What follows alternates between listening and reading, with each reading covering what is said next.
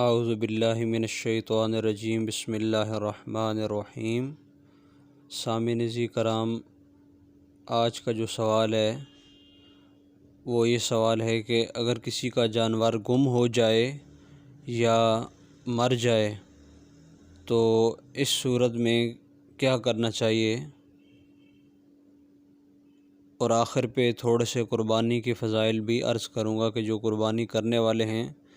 ان کے لیے اللہ نے کیا اجر اور انعام رکھا ہے۔ سب سے پہلے بات کرتے ہیں کہ اگر کسی کا جانور کسی نے خریدا، وہ مر گیا یا چوری ہو گیا، اس کے لیے کیا حکم ہے۔ تو لوگ ہوتے ہیں دو قسم کے، یعنی ایک ہوتے ہیں شریف فقیر اور ایک ہوتا ہے صاحب نصاب یعنی مالدار۔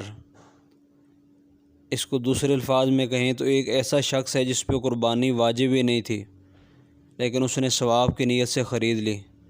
اب قربانی کس پہ واجب ہے اس پر میں نے علیحدہ ویڈیو بنائی ہے، لیکن یہاں پر بھی گوش گزار کر دیتا ہوں کہ اگر کسی کے پاس 80,000 روپے ہے، کیونکہ 52 تولے چاندی سے اس کی پیمائش کی جاتی ہے، تو 52 تولے چاندی جو 80,000 کی بنتی ہے، 52 تولے چاندی ہے یا اس کے برابر کرنسی ہے یعنی نوٹ ہیں، چاہے وہ کمیٹی میں ڈالے ہوں تو وہاں پہ اتنے آپ کے پیسے جمع ہوئے ہیں، کہیں بھی جمع ہیں،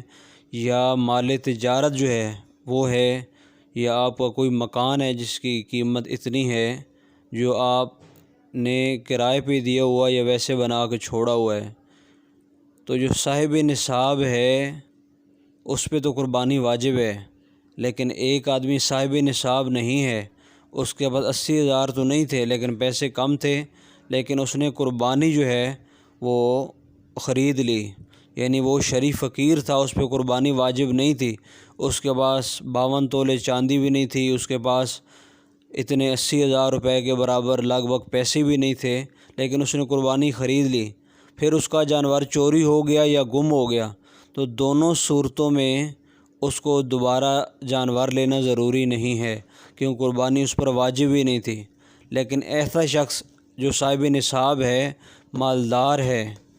اگر اس کا جانور چوری ہو جاتا ہے، اس کا جانور گم ہو جاتا ہے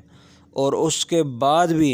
اس کے پاس اتنی رقم باقی ہے کہ وہ نیا جانور خرید سکتا ہے، تو اس پہ یہ واجب ہے، اس پہ یہ ضروری ہے کہ وہ دوبارہ جانور خریدے۔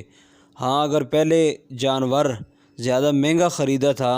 اب اتنی ہمت نہیں، پہلے گائے خریدی تھی، اب اس کی جگہ بکرا یا دمبا یا تھوڑا کمزور جانور بھی جو ہے نا وہ خریدا جا سکتا ہے۔ تو یہ ہے شرعی مسئلہ کہ اگر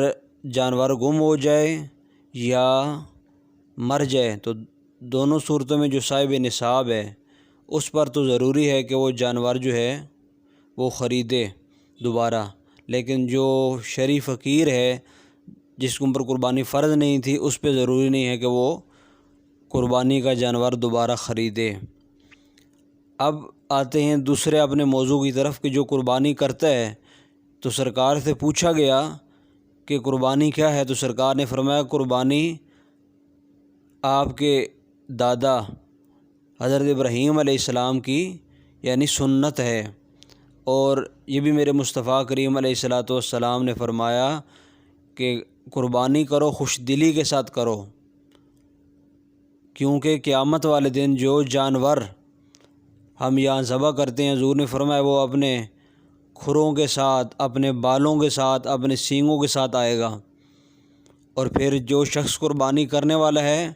اللہ کے حبیب علیہ السلام فرماتے ہیں کہ اس جانور کے اوپر اس کو سوار کر کے، اس جانور کے اوپر بٹھا کے اللہ تبارک و تعالی جل شانہ فرمائیں گے کہ اے بندے مومن، تو نے جس جانور پہ قربانی کی تھی آج اس جانور پہ سوار ہو جا، اور سوار ہو کر پل صراط سے گزر جا اور جنت میں داخل ہو جا۔ تو یہ عظمت اور یہ شان ہے قربانی کرنے والے کی۔ تو اللہ تعالی ہم کو قربانی کرنے کی توفیق دے، اور اللہ میں حضرت ابراہیم علیہ السلام کی سنت پر عمل کرنے کی توفیق دے۔ اگر کسی دوست کو کوئی بھی سوال پوچھنا ہو تو وہ کمنٹ میں آ کے ہم سے سوال کر کے اپنا سوال پوچھ سکتا ہے۔ جزاک اللہ۔